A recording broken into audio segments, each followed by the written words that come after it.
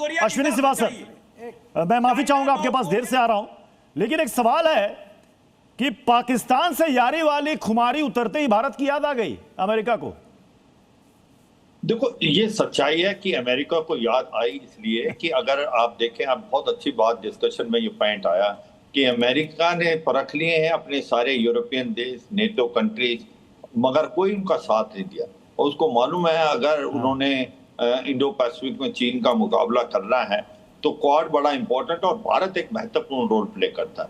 हमें ये भी नहीं भूलना चाहिए प्रत्युष की भारत और जो अमेरिका का ट्रेड है वो 140 बिलियन डॉलर है। भारत का लार्जेस्ट ट्रेडिंग पार्टनर है और हमारा जो ट्रेड सरप्लस है, हम 87 बिलियन डॉलर वहां पर एक्सपोर्ट करते हैं और 53 बिलियन डॉलर ही इंपोर्ट करते हैं।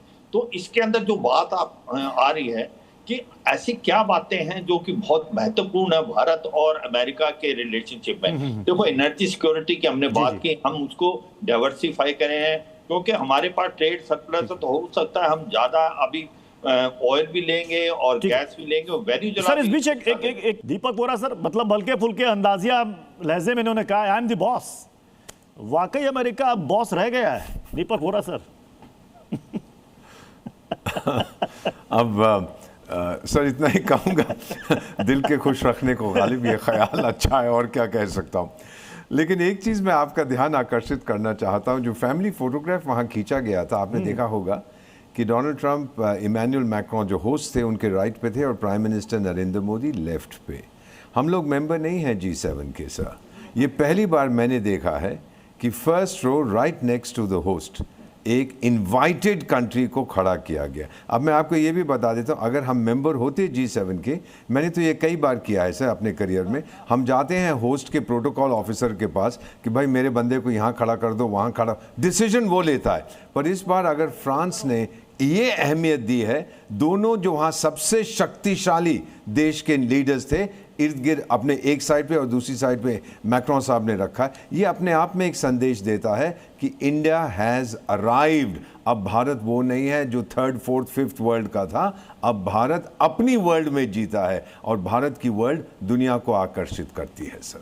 जी जेके त्रिपाठी सर, क्या ट्रंप अब एक तरफा फैसला टैरिफ पर, ट्रेड पर ले पाएंगे? मुझे नहीं लगता कि ट्रंप को ये एक तरफा फैसला इतनी जल्दी ले पाएंगे। वैसे नोइंग ट्रंप को जानते हैं, हालात बचे उनके एक तरफा फैसला लेने के। जी, हालात बचे उनके एक तरफा फैसला लेने के?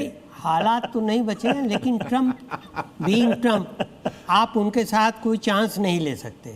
वो कुछ भी कह दें और फिर पलट जाएं। अभी आपने देखा जो ईरान के साथ जो समझौता हुआ है, हाँ। साफ साफ उसमें है कि दूसरे फेज में 300 बिलियन डॉलर का वो रिकंस्ट्रक्शन और रिपेरेशन का फंड होगा। हाँ। ट्रंप कह रहे हैं, हमने नहीं कहा। ट्रंप टैरिफ लौटा रहे हैं सर, 10 अरब डॉलर। तो ये यूएस वापस कर रहा है, देखिए प्रक्रिया शुरू हो चुकी है। ट्रंप क्या करेंगे, कब करेंगे, इसका कोई इसको ये शायद ट्रंप खुद ही नहीं जानते, इसलिए ट्रंप हाँ। की बातों पे 50% तो डिस्काउंट रखना ही चाहिए।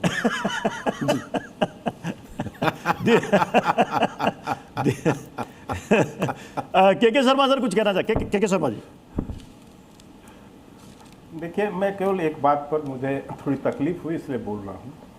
अभी विवेक श्रीवास्तव ने कहा कि आप जो है स्वर्ग माने। विवेक जी, 140 करोड़ भारतीयों के लिए भारत ही स्वर्ग है। आप जैसे कम्युनिस्टों के लिए भारत स्वर्ग नहीं होगा। आपका स्वर्ग चीन हो सकता है, लेकिन हम मानते हैं कि हम भारतीयों के लिए भारत स्वर्ग है। आपकी और हमारी सोच में बेसिक ही अंतर है। पहली चीज़ तो आपको गर्व नहीं अपनी मातृभूमि पर, क्योंकि आप विदेशी धरती के मानसिकता पर जीते हैं। दूसरी बात, अभी कहा कि ट्रंप तो क्या कहने वाले हैं, क्या कहेंगे, ये प्रोडक्ट नहीं किया जा सकता। तो ये असर रहने दो, ये बकवास बंद करो। विवेक श्रीवास्तव बाकी है, 45 मिनट के बाद बकवास बंद हो जाएगी। उस मीटिंग से क्या कुछ निकल कर आता है वो भी हम दर्शकों के सामने रखेंगे। सर, समय इजाजत दे रहा है, इसलिए बहस को एक बार समाप्त करना पड़ेगा। बहुत बहुत शुक्रिया आप सभी का ताज ठोक के में जुड़ने के लिए। खबरें जारी रहेंगी, आप जी न्यूज़ के साथ।